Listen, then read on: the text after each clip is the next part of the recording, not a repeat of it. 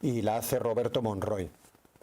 Don Antonio, cuando nos referimos a los clásicos, tres poderes del Estado, ¿podría explicarnos qué es exactamente lo que debemos entender por poder? ¿Es la capacidad para crear? Si fuera así, resulta claro que la judicatura no ostenta capacidad para crear. Antes bien, es verdadera esclava, en teoría, en su función de interpretación y aplicación de las normas. Tampoco acabo de ver genuina capacidad para crear en el Ejecutivo. Solamente consigo verla en el Legislativo, en la Asamblea, lo cual me llevaría a pensar que es este el único poder existente. Le ruego que me ayude a despejar esta duda. Muchísimas gracias por su tiempo. Recibo un saludo muy cordial. En primer lugar, querido amigo, cuando se habla de separación de poderes, es una expresión que tiene mucho más significado literario, político y sociológico que es sustantivo. No es que haya tres poderes que tengan sustancia para sostenerse por ellos mismos.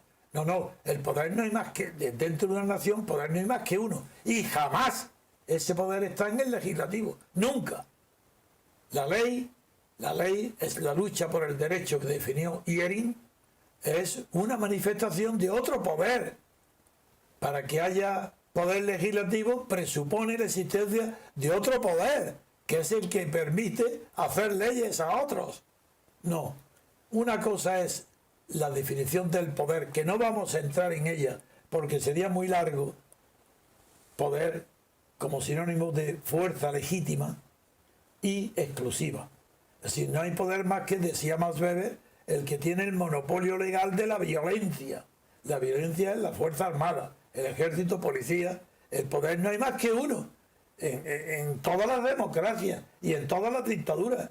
Y es el que tiene en sus manos el poder de la violencia o el poder de la decisión última, el soberano, en definitiva. De eso no es.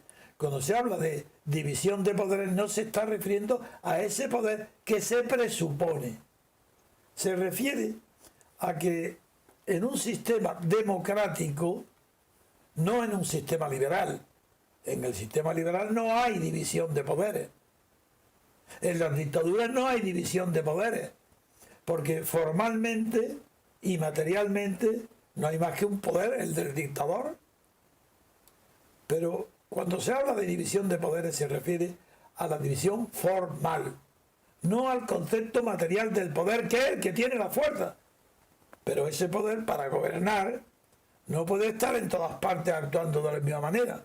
Y una vez tiene que actuar dictando leyes, y para ello cierto número de ciudadanos subordinados a ese poder primero, que puede ser de un dictador que se otorga, de una oligarquía que entre ellos se reparten para tener un poder legislativo. Es igual, ese poder legislativo está subordinado a otro poder superior, que es el que tiene el monopolio, el soberano, monopolio legal de la fuerza.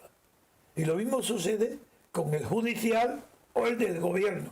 Entonces la pregunta debería de ser más correctamente formulada si dijeras: el poder como concepto material no puede tener más que un sujeto legítimo, nada más que uno, si no, no sería poder. Ese sujeto legítimo es el pueblo gobernado, que unido entero, si hay una unidad del sujeto, tiene la soberanía política para decidir lo que todos quieran decidir.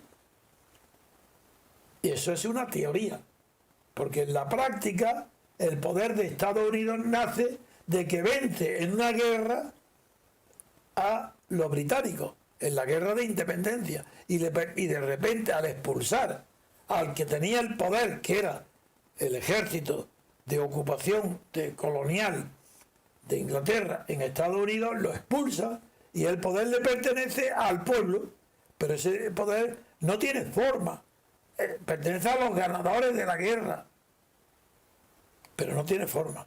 Entonces se reúnen los jefes que han conducido a ese pueblo a la victoria. Washington, que es el cabecilla, porque era el que tenía el poder de ser el jefe del ejército, se reúne con los que le han ayudado a esa victoria y se reúnen y hacen para el pueblo una constitución y la someten luego a la aprobación del pueblo. Y esa constitución fracasa, pero el poder sigue siendo ellos mismos. Fue la constitución confederal. Y ellos mismos, grandes hombres de la humanidad, como tal vez no haya habido nunca en la historia, ellos mismos se dan cuenta que se han equivocado, que han hecho una constitución confederal y que eso no funciona. Y hacen otra constitución. Ellos mismos, quien las hace es una minoría siempre, pero lo hacen con la conciencia moral de estar representando, sin tener poder expreso, sino moral y políticamente, a todo el pueblo de ciudadanos de Estados Unidos que han vencido a Inglaterra. Y hacen la segunda constitución. Y ahí aparece por primera vez el concepto de separación de poderes. Ahí, en la Constitución de Estados Unidos. Antes nadie hablaba de eso. ¿Cómo se va a hablar en una monarquía absoluta de Europa de separación de poderes? Pero si el poder venía de Dios directo a la cabeza de los reyes. No, aparece la separación de poderes históricamente ahí. Llega luego la Revolución Francesa.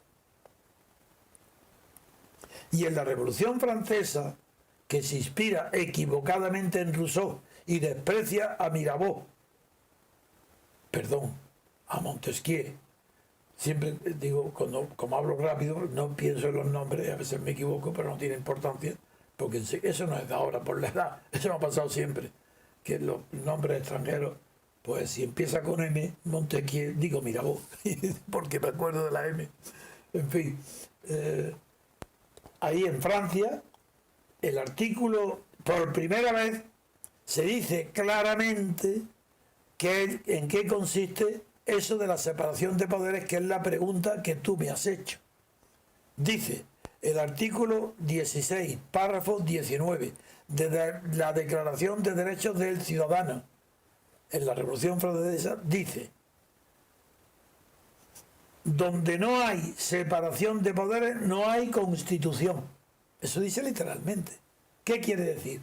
Pues que la Constitución tiene por finalidad exclusiva producir una separación de poderes. ¿Y qué explicación? El poder sigue siendo único. Pero ese poder único que tiene la soberanía por una victoria militar o un monarca, en el caso de la Revolución Francesa, Luis XVI, que tiene el poder, la Constitución separa ese poder y produce crea tres poderes. Al rey le quita todas las prerrogativas que tenía, menos la de gobernar. Y a Luis XVI le atribuye el poder ejecutivo. Él puede designar libremente al gobierno, pero le retira el poder legislativo. El rey ya no puede legislar, no puede dictar leyes, ni aprobar leyes. Eso pertenece al pueblo que vota, una minoría pequeña, pero al pueblo que vota y elige diputados para que se incorporen a una asamblea que a partir de entonces ya no será asamblea constituyente, sino asamblea legislativa, para que apruebe las leyes. Y en tercer lugar, un poder judicial para que resuelva los conflictos entre el Ejecutivo y el Legislativo, y sobre todo para que su propio poder garantice la independencia de los tribunales. He terminado.